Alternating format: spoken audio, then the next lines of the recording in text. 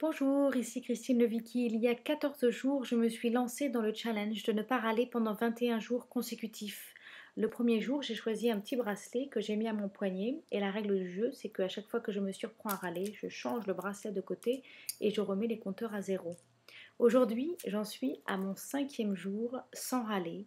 Je me sens comme sur un nuage, je croque la vie à pleines dents, c'est du vrai bonheur. Et je vous encourage vraiment à vous lancer vous aussi dans ce challenge et j'espère que vous aurez la même expérience que moi. Bon, c'est pas gagné, j'ai pas encore fait 21 jours. En vrac, les leçons du jour.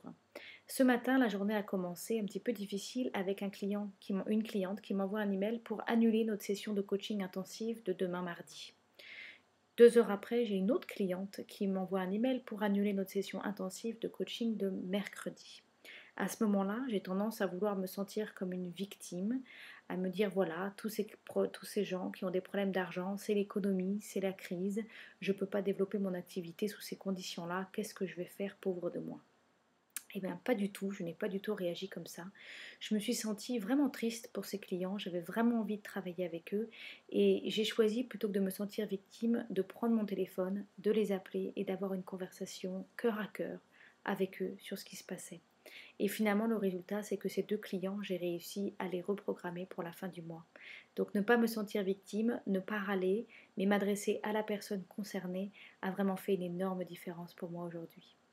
Aussi, j'ai quelqu'un sur ce blog qui m'a conseillé de faire le tour du propriétaire de ma maison et de regarder les endroits piégés, les endroits qui vont me faire râler. Et aujourd'hui, merci, ce conseil m'a beaucoup aidé. J'ai identifié très clairement que ce qui me fait râler, c'est quand je suis dans ma voiture et que je mets les clés dans la voiture et que je suis en retard. Ça me fait râler. Pourquoi? Ça devient de plus en plus clair pour moi. Ça me fait râler parce que j'ai honte.